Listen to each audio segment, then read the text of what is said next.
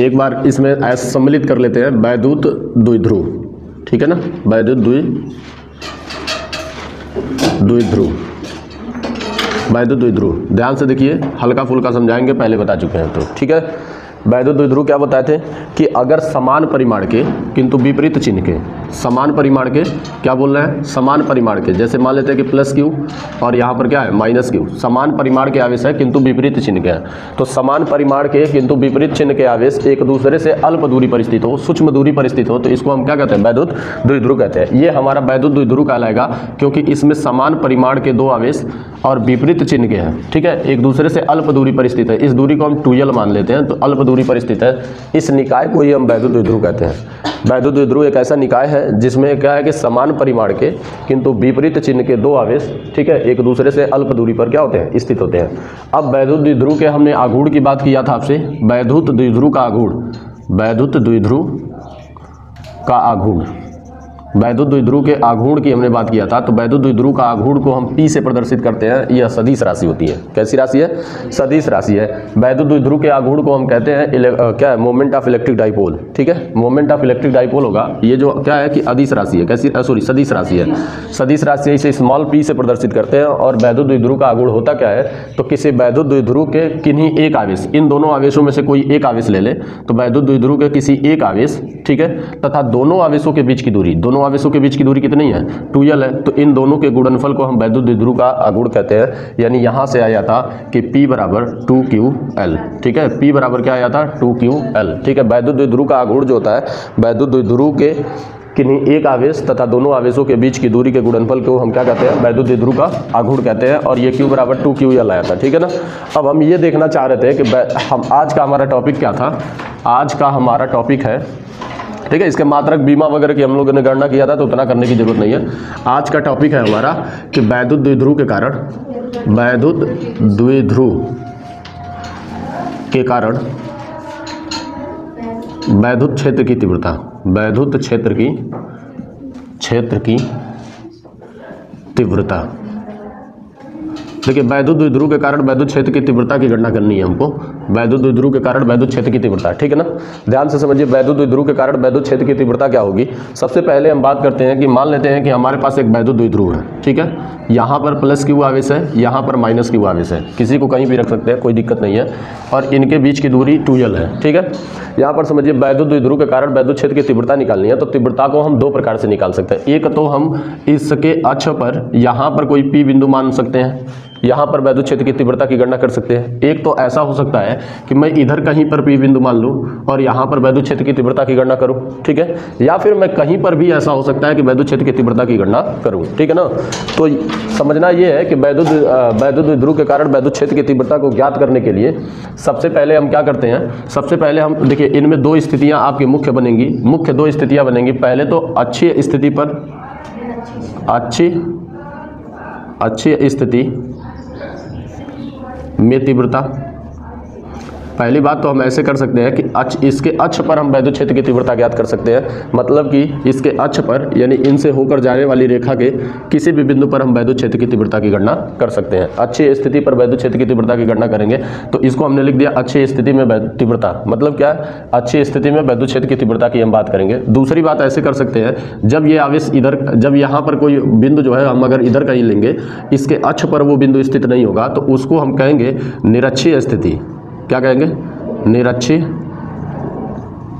स्थिति में तीव्रता, ठीक है, निरक्षीय स्थिति में वैद्युत क्षेत्र की तीव्रता, ठीक है। तो हम ऐसा ज्ञात करेंगे कि निरक्षीय स्थिति में वैद्युत क्षेत्र की तीव्रता क्या होगी। तो यहाँ पर एक बल आघूर्ण की गणना करेंगे और टोटली चैप्टर क्या हो जाएगा, समाप्त हो जाएगा, ठीक है ना। उसके बाद से न्यूमेरिकल वगैरह की बात की जाएगी। तो हम यहाँ पर आपको वैद्युत द्विध्रुव के कारण वैद्युत क्षेत्र की तीव्रता की गणना कराना चाहते हैं। पहली वाली जो स्थिति है उनकी हम बात करने चल रहे हैं कि अच्छी स्थिति में क्या है, किसी वैद्युत द्विध्रुव के, किसी वैद्युत द्विध्रुव के अक्ष पर वैद्युत क्षेत्र की तीव्रता, वैद्युत क्षेत्र की तीव्रता, ठीक है। यहाँ पर हम बात करने चल रहे हैं किसी वैद्युत द्विध्रुव के अक्ष पर वैद्युत क्षेत्र की तीव्रता। कोई वैद्युत इलेक्ट्रिक डाइपोल है और उस इलेक्ट्रिक डाइपोल के अक्ष पर हमें देखना है कि वैद्युत क्षेत्र की तीव्रता क्या होगी। अब अक्ष पर वैद्युत क्षेत्र की तीव्रता निकालनी है तो सबसे पहले मान लेते हैं कि माना एक AB इलेक्ट्रिक डाइपोल है। मान लेते हैं कि AB जो है एक वैद्युत द्विध्रुव है, A और B एक वैद्युत द्विध्रुव है। अगर ये वैद्युत द्विध्रुव है तो इस पर प्लस Q आवेश, एक पर माइनस Q आवेश और एक पर प्लस Q आवेश होंगे। मान लेते हैं कि इस पर माइनस Q आवेश और इस पर क्या होंगे, प्लस Q आवेश होंगे। बताइए ऐसे हो सकते हैं। अगर इनके अक्ष की बात करें तो इनका अक्ष कुछ इस प्रकार से होगा, इनका अक्ष कुछ इस प्रकार से होगा, ऐसे होकर जाएगा इनसे, ठीक है। और इसी अक्ष पर वैद्युत क्षेत्र की तीव्रता की गणना करनी है तो इस अक्ष पर हम कोई बिंदु मान लेंगे। इस अक्ष पर कहीं भी हम एक बिंदु मान सकते हैं तो तीव्रता की गणना कर सकते हैं। तो इस अक्ष पर हम एक बिंदु यहाँ पर मान लेते हैं कि ये बिंदु क्या है, P है। इस अक्ष पर एक बिंदु हमने माना कि ये बिंदु P यहाँ पर है, ठीक है। तो वैद्युत द्विध्रुव के अक्ष पर हमने एक बिंदु P मान लिया, ठीक।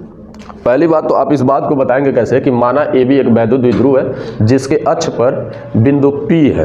क्या है, बिंदु P है। इस वैद्युत द्विध्रुव के केंद्र से, ये केंद्र होगा, सेंटर होगा, इन दोनों का सेंटर कहाँ होगा, यहाँ होगा, ठीक है। तो वैद्युत द्विध्रुव के सेंटर से इस P बिंदु की दूरी को अगर हम क्या मान लेते हैं कि अगर इस P बिंदु की दूरी को अगर R मान लिया जाता है, क्या मान लिया जाता है, R मान लिया जाता है, तो ये बताइए कि ये वैद्युत द्विध्रुव के बीच की जो दूरी थी वो 2L होती थी। कितनी होती थी, 2L होती थी। ये वैद्युत द्विध्रुव है, अगर इसके बीच की दूरी की बात की जाए इतनी, ये वाली जो दूरी है ये 2L होती थी। अगर 2L है तो ये इसके सेंटर से ये वाली दूरी क्या हो जाएगी, L हो जाएगी, और ये वाली दूरी क्या हो जाएगी, L हो जाएगी। बताइए कोई दिक्कत है, यहाँ से ये दूरी L हो गई और ये वाली दूरी भी क्या हो जाएगी, L हो जाएगी, हो जाएगी ना। अब देखिए, अब इस बिंदु पर वैद्युत क्षेत्र की तीव्रता की गणना हमको करनी है, ठीक है। तो पहली बात, प्लस Q आवेश के कारण वैद्युत क्षेत्र की तीव्रता किधर होगी, प्लस Q आवेश से वैद्युत क्षेत्र की तीव्रता क्या होगी, तो धनावेश से दूर की ओर होती है। धनावेश से क्या होती है, दूर की ओर होती है। तो इसके कारण, इस प्लस Q आवेश के कारण इस पर वैद्युत क्षेत्र की तीव्रता की दिशा जो होगी वो इस डायरेक्शन में होगी। इसे हम E1 मान लेते हैं। आ जाइए, इसे हम क्या मान लेते हैं, E1 मान लेते हैं। इस पॉइंट के कारण वैद्युत क्षेत्र की तीव्रता क्या होगी, इस डायरेक्शन में होगी, तो इसको हमने क्या मान लिया, E1 मान लिया। क्योंकि वैद्युत क्षेत्र की तीव्रता की जो दिशा होती है वो धनावेश से दूर की ओर होती है। क्यों धनावेश से दूर की ओर होती है, तो वैद्युत बल रेखाएं जो होती हैं धन आवेश से निकल करके ऋण आवेश की ओर जाती हैं या धन आवेश से निकल के अनंत की ओर जाती हैं, है ना। एकल आवेश में क्या होता था, वैद्युत बल रेखाएं धन आवेश से निकलकर अनंत की ओर जाती थी। तो वैद्युत बल रेखाएं यहाँ से निकल रही हैं तो वैद्युत क्षेत्र की तीव्रता की दिशा इसी डायरेक्शन में होगी, ठीक है ना। दूसरी बात क्या है कि अगर माइनस Q आवेश के कारण, भाई इस आ जाइए, अगर धन प्लस Q आवेश के कारण तो वैद्युत क्षेत्र की तीव्रता E1 निकलेगी, माइनस Q आवेश के कारण भी वैद्युत क्षेत्र की तीव्रता निकलेगी ना। बैठो जल्दी बैठो, एकदम पहली बात तो समय से आया करो। हमको आपके फ्यूचर की परवाह है, हम समय से आने की कोशिश संपूर्ण कर रहे हैं, ठीक है ना। संपूर्ण रूप से हम कोशिश कर रहे हैं। आपको अपने फ्यूचर की परवाह हो तो आप खुद समय से आया करिए, ठीक है। केवल 2 लड़कियां समय से आ रही हैं, 2 ही लड़कियां लग रहा है, 2 ही 3 लड़कियां जो है कि इंटर में पढ़ रही हैं, एक लड़का आ रहा है। समय से आया करिए। रेयर केस में हमसे मिस्टेक हो सकता है कि हम लेट आए, और आपके क्लास के साथ तो कंप्रोमाइज़ हम कर नहीं सकते। आपके क्लास के साथ हम क्यों कंप्रोमाइज़ करेंगे, बताइए। अब आप बोर्ड में आ गए हैं, ये मुझे फील हो रहा है कि अभी से मेहनत जितना अधिक करेंगे उतना ज़्यादा कैप्चर करेंगे आप, ठीक है। तो आपके साथ हम कोई कंप्रोमाइज़ नहीं करेंगे, ठीक। अब आप अपने साथ कंप्रोमाइज़ ना करें तो बेहतर है, ठीक है। तो यहाँ पर वैद्युत द्विध्रुव के कारण क्या है कि वैद्युत द्विध्रुव के अक्ष पर वैद्युत क्षेत्र की तीव्रता की हम गणना करना सिखा रहे हैं आपको।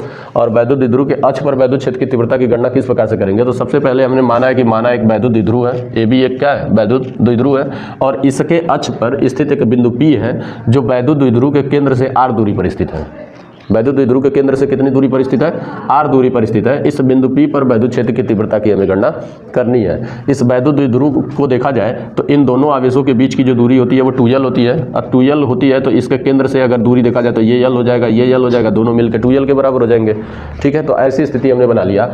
अगर इस प्लस Q आवेश के कारण इस P बिंदु पर वैद्युत क्षेत्र की तीव्रता को देखा जाए तो ये P प्लस Q आवेश जो है इसको क्या करेगा, प्रतिकर्षित करने का काम करेगा। अब इसको प्रतिकर्षित करेगा तो वैद्युत क्षेत्र की तीव्रता की दिशा ऐसे हो जाएगी, ठीक है। और ये माइनस Q आवेश जो है इनको क्या करेंगे, आकर्षित करेंगे। इनको आकर्षित करेंगे तो वैद्युत क्षेत्र की तीव्रता की दिशा जो होगी वो कैसे हो जाएगी, E1 हो जाएगी, ये सॉरी E2 हो जाएगी। ऐसे हो जाएगी कि नहीं। वैसे सिंपली आप जानते हैं कि वैद्युत बल रेखाएं जो होती हैं वो ऋण आवेश पर मिलती हुई प्रतीत होती हैं। तो ऋण आवेश की ओर वैद्युत बल रेखाएं आती है, ऋण आवेश की ओर आती है। तो वैद्युत बल रेखाएं किसको प्रदर्शित करती हैं, वैद्युत क्षेत्र की तीव्रता की दिशा को प्रदर्शित करती है। तो वैद्युत बल रेखाएं ऐसे आती है तो वैद्युत क्षेत्र की तीव्रता की दिशा क्या हो जाएगी, इस डायरेक्शन डायरेक्शन में हो जाएगी। इसको हमने ऐसे रिप्रेजेंट कर लिया। बोलिए जी, कर लिया ना। अब मैं बात करूंगा यहाँ से कि प्लस क्यू आवेश तथा माइनस क्यू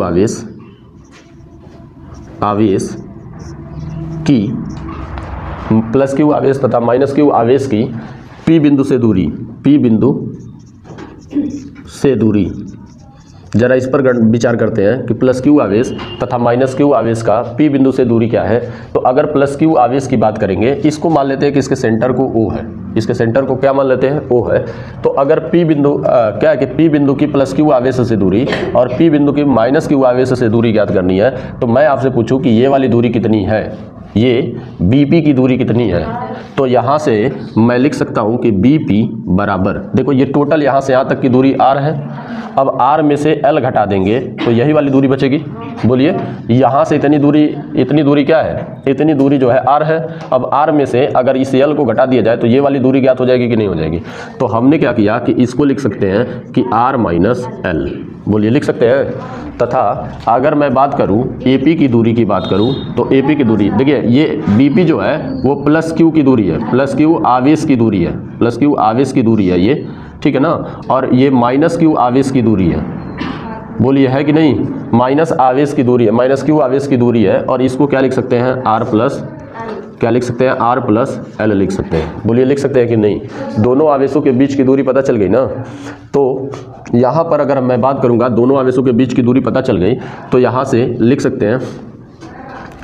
अब बताइए कि अच्छा ये बताइए कि प्लस Q जो है एक बिंदु आवेश है। अब बिंदु आवेश के कारण वैद्युत क्षेत्र की तीव्रता आप निकालना जानते हैं। ये क्या है, माइनस Q भी क्या है, एक क्या है, माइनस Q भी क्या है, एक बिंदु आवेश है। इसके कारण इस बिंदु पर वैद्युत क्षेत्र की तीव्रता की गणना आप कर सकते हैं। दोनों के कारण वैद्युत क्षेत्र की तीव्रता की गणना आप क्या कर सकते हैं, कर सकते हैं। बोलिए कर सकते हैं कि नहीं कर सकते हैं। तो दोनों के कारण वैद्युत क्षेत्र की तीव्रता की गणना कर सकते हैं। तो दोनों के कारण वैद्युत क्षेत्र की तीव्रता की अगर गणना हमको करनी है तो यहाँ से हम लिख सकते हैं बिंदु आवेश के कारण, बिंदु आवेशों के कारण, बिंदु आवेशों के कारण वैद्युत क्षेत्र की तीव्रता, वैद्युत क्षेत्र की तीव्रता बताइए। बिंदु आवेशों के कारण वैद्युत क्षेत्र की तीव्रता की बात करेंगे तो इन बिंदु आवेशों के कारण वैद्युत क्षेत्र की तीव्रताएं क्या होंगी। अगर E1 की बात करेंगे तो E1 बराबर क्या होगा, देखिए तो E1 बराबर बात करेंगे तो E1 किसके कारण वैद्युत क्षेत्र की तीव्रता है, E1 जो है प्लस Q के कारण वैद्युत क्षेत्र की तीव्रता है। तो E1 प्लस Q के कारण वैद्युत क्षेत्र की तीव्रता है, तो इसकी तीव्रता को लिखेंगे 1/4 पाई एप्सिलॉन नॉट लिखेंगे। अब बताइए कि Q अपान R स्क्वायर होता है, यही होता है ना।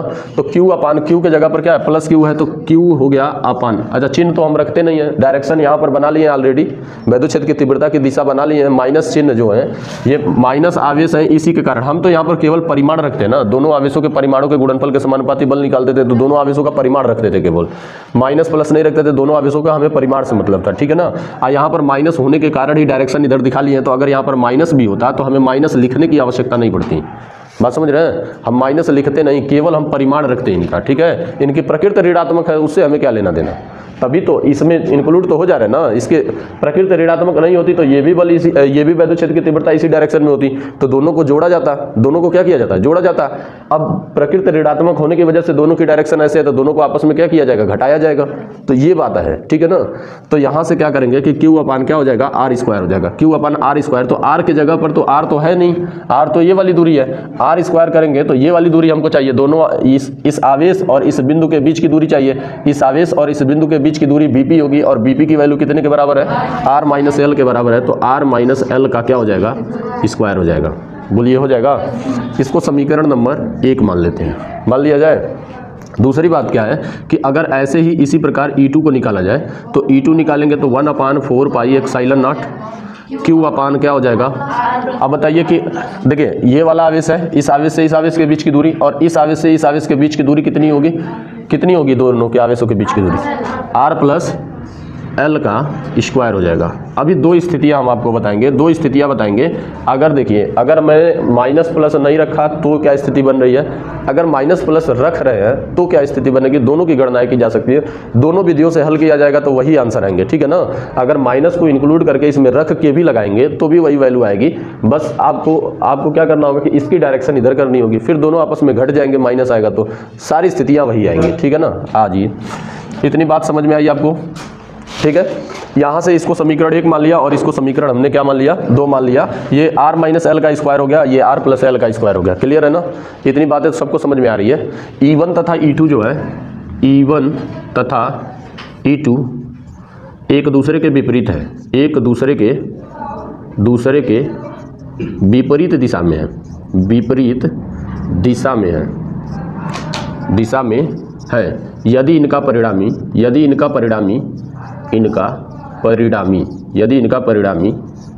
अगर इनके परिणामी को वेक्टर ई माना जाए, ई हो तो, इनका परिणामी ई हो तो ई क्या हो जाएगा, ध्यान से समझिए। पहली बात तो इस पर दो तीव्रताएं ना, पी बिंदु पर देखा जाए तो दो तीव्रताएं काम कर रही हैं। इस द्विध्रुव के कारण पी बिंदु पर देखा गया तो दो तीव्रताएं काम कर रही है। किसके कारण काम कर रही हैं, तो इस वैद्युत द्विध्रुव के कारण। इस वैद्युत द्विध्रुव के कारण इस पी बिंदु पर दो प्रकार की तीव्रताएं काम कर रही हैं। एक तीव्रता जो है इस डायरेक्शन में है और एक तीव्रता जो है इस डायरेक्शन में है। तो दो तीव्रताएं काम कर रही हैं और दोनों एक दूसरे के विपरीत हैं, दोनों एक दूसरे के विपरीत हैं। तो इस पी बिंदु पर परिणामी तीव्रता की बात करेंगे, परिणामी तीव्रता की बात करेंगे तो अधिक वाली तीव्रता में से कम वाली तीव्रता को घटा देंगे कि नहीं घटा देंगे, अधिक वाली तीव्रता में से कम वाली तीव्रता को घटा देंगे। दोनों का अंतर ही तो परिणामी का कार्य करेगा, क्योंकि दोनों एक दूसरे के विपरीत हैं। अगर एक ही दिशा में होती, हमने आपको बताया था, अगर एक ही दिशा में होती तो दोनों को क्या कर देते, जोड़ देते। अगर दोनों एक दूसरे के विपरीत हैं तो इसका मतलब है कि इनका परिणामी जो होगा इन दोनों के अंतर के बराबर होगा। और अंतर कैसे निकालेंगे, तो जिसकी तीव्रता अधिक है उसमें से कम वाली तीव्रता को क्या कर देंगे, घटा देंगे। तो सीधी सी बात है कि दोनों का परिमाण समान है, दोनों का परिमाण समान है। तो दोनों का जब परिमाण समान है तो तीव्रता किसकी अधिक होगी, तो जो नजदीक होगा उसकी तीव्रता अधिक होगी, क्योंकि परिमाण तो समान है ना, क्यू का मान समान है। देखिए फार्मूले में सब कुछ सेम है, लेकिन बस क्या है कि क्यू भी सेम है, बस क्या अंतर है, बस बीच की दूरी का अंतर है। जिसके बीच की दूरी कम होगी, जिन दो आवेशों के मतलब कि इस पी बिंदु से जिसकी दूरी कम होगी उसकी तीव्रता क्या होगी, अधिक होगी। तो पी बिंदु से किसकी दूरी अधिक है, सॉरी कम है, किसकी दूरी कम है, पी बिंदु से इसकी दूरी कम है ना, बताइए। बी बिंदु की दूरी कम है, अगर पी बिंदु से देखा जाए ए बिंदु की दूरी तो ये ज्यादा है, तो इसके द्वारा जो उत्पन्न तीव्रता होगी वो अधिक होगी, क्योंकि इसके बीच की दूरी कम है। परिमाण तो समान है इनके आवेशों के, तो इनकी दूरी कम है तो इनके द्वारा तीव्रता अधिक होगी। इनके द्वारा तीव्रता क्या है, E1 है। तो यहाँ पर परिणामी तीव्रता E बराबर बात कर सकते हैं कि E1 माइनस E2। बोलिए, परिणामी तीव्रता की बात कर सकते हैं E1 माइनस E2, इतना हो जाएगा ना। अब यहाँ से परिणामी तीव्रता अलग अलग इनकी वैल्यू को मान रखेंगे यहाँ पर और इनको हल करेंगे, देखते हैं परिणामी तीव्रता कितने के बराबर आती है, ठीक है ना। इनको मिटाते हैं। E1 माइनस ई बराबर क्या हो गया, E1 minus E2, E1 minus E2। तो यहाँ से अगर मैं बात करूँगा, चलिए यहाँ पर लिखते हैं, E बराबर क्या हो जाएगा, E1 माइनस का E2 हो जाएगा ना।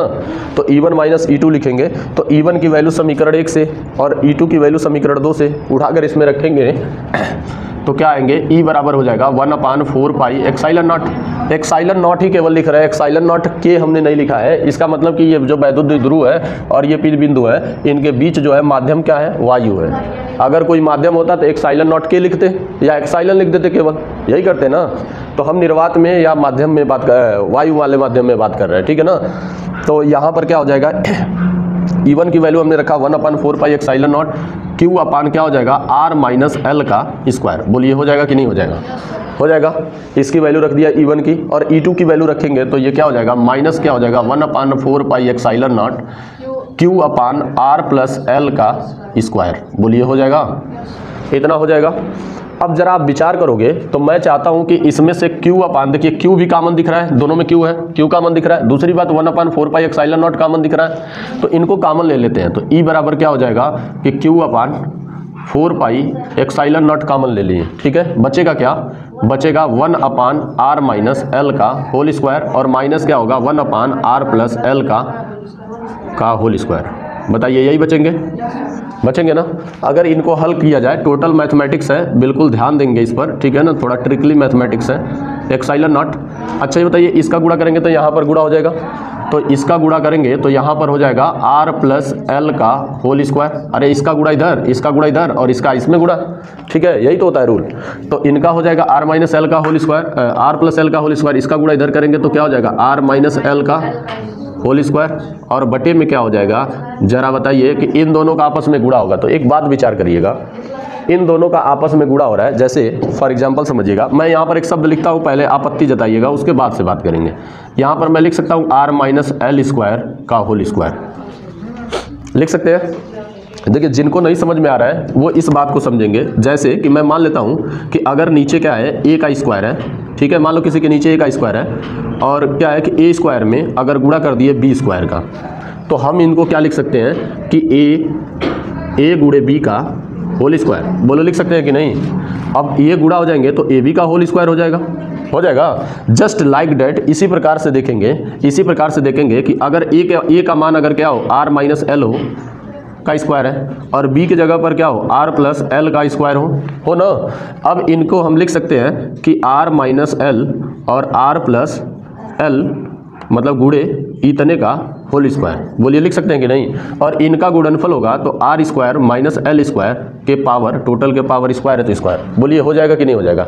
सेम यही कंडीशन को अप्लाई किए है ना, ऐसा हम कर सकते हैं, इसी प्रकार से इसको अप्लाई किए हैं। वास्तव में क्या होता कि अगर दोनों को आप दोनों का विस्तार करते और दोनों का विस्तार करके पुनः वर्ग करते तो आपको बहुत दिक्कतों का सामना करना पड़ता और लेंदी हो जाता, ठीक है ना।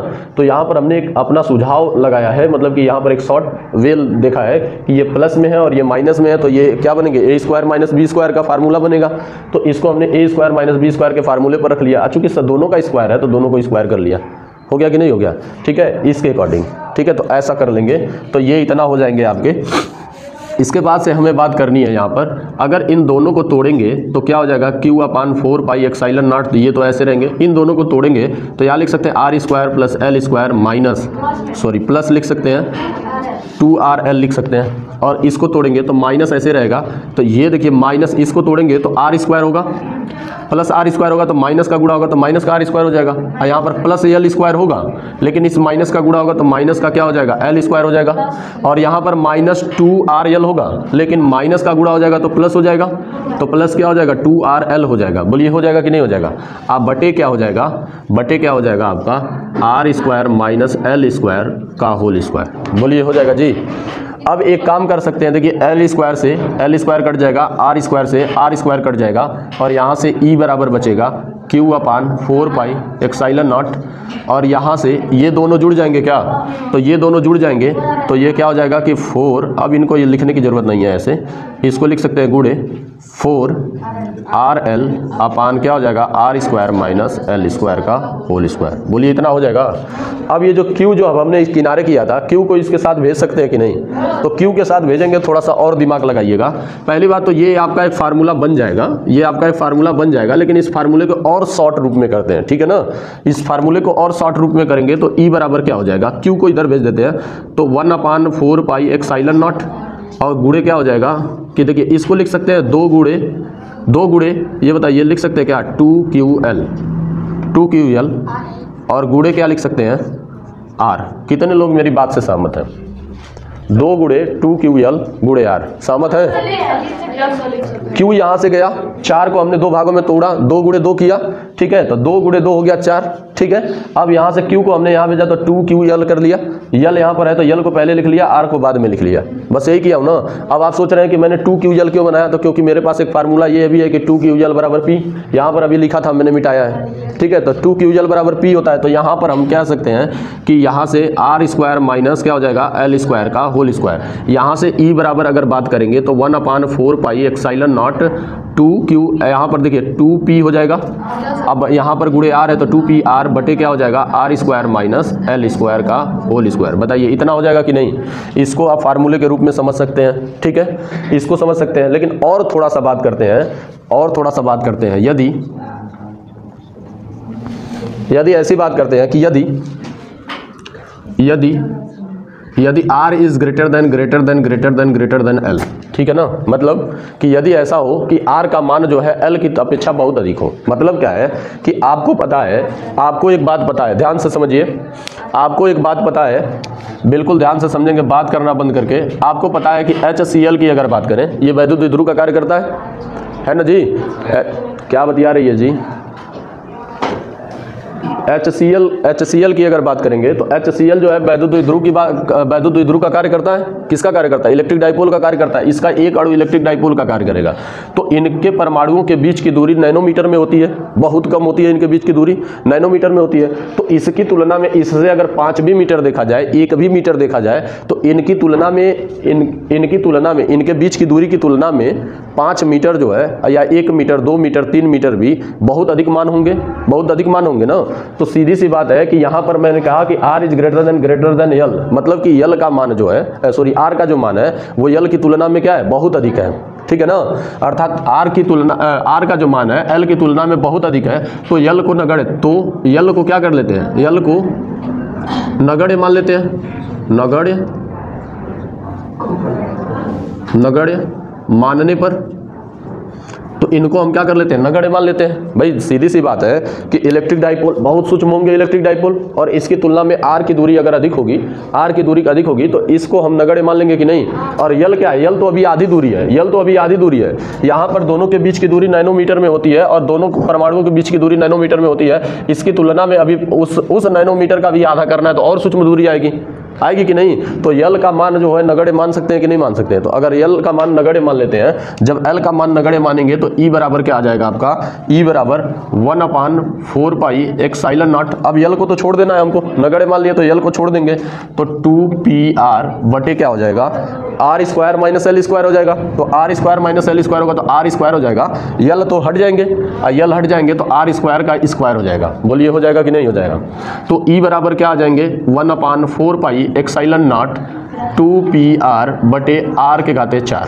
बोलिए आ जाएंगे, ठीक है। अब यहाँ से क्या करेंगे? एक R से इसको काटेंगे तो 3 बार में कट जाएंगे, मतलब 3R बचेगा, 1 R कट जाएगा। तो E बराबर क्या बचेगा? 1/4 pi epsilon not 2P/R cube, ठीक है। तो किसी वैद्युत द्विध्रुव के अक्ष पर वैद्युत क्षेत्र की जो तीव्रता होगी, किसी वैद्युत द्विध्रुव के अक्ष पर जो परिणामी वैद्युत क्षेत्र की तीव्रता होगी वो इतने के बराबर होगी। ये आपका फाइनल फार्मूला आया है, ठीक है। किसी वैद्युत द्विध्रुव के अक्ष पर परिणामी वैद्युत क्षेत्र की तीव्रता जो होगी वो कितने के बराबर होगी? E बराबर 1/4 pi epsilon not 2P/R cube के बराबर होगी। जहाँ P क्या है? वैद्युत द्विध्रुव का आघूर्ण है। जहाँ P क्या है? जहाँ P वैद्युत द्विध्रुव का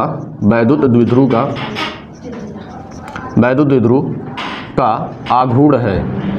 बोलिए, जहाँ P जो है वैद्युत द्विध्रुव का आघूर्ण है, तथा E की दिशा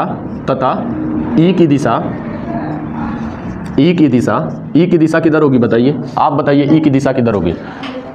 वैद्युत क्षेत्र की तीव्रता यानी परिणामी तीव्रता, इस P बिंदु पर परिणामी तीव्रता की दिशा क्या होगी? आप बताएंगे परिणामी तीव्रता की दिशा क्या होगी? जिसकी तीव्रता अधिक होगी उस डायरेक्शन में होगी। किसकी तीव्रता अधिक है? E1 की तीव्रता अधिक है, तो इसकी डायरेक्शन इसी डायरेक्शन में न होगी। बताइए, अधिक वाले में से कम वाले को घटाया है, तो कम वाले को इसको इसमें से घटा लिए, तो जो बचे की तीव्रता वो किस डायरेक्शन में होगी? अधिक वाले की दिशा में होगी ना, ठीक है। तो इतने के बराबर होगी। E की दिशा जो होगी किधर है?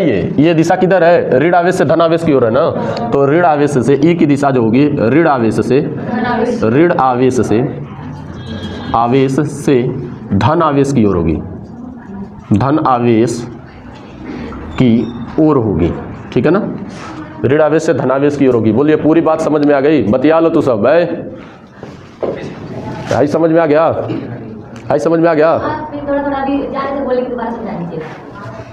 इसलिए बतिया रही थी क्या? नहीं सर, वही पूछ रहे थे कि E का दिशा क्या? E1 की ओर क्यों होगा? E1 की ओर इसलिए होगा क्योंकि इसका मान अधिक है। अच्छा, मान लो, सपोज करो आप कि मैं यहाँ पर खड़ा हूँ, एक कोई मुझे इधर पकड़ के खींच रहा है, कोई इधर पकड़ के खींच रहा है, ठीक है। कोई दोनों लोग पकड़ के खींच रहे हैं। अगर इधर 10 न्यूटन का बल लग रहा है, इधर 5 न्यूटन का बल रहा है, तो मैं किधर जाऊँगा? इधर जाऊँगा। मतलब मैं अगर इधर जा रहा हूँ तो कितने के बल से जाऊँगा?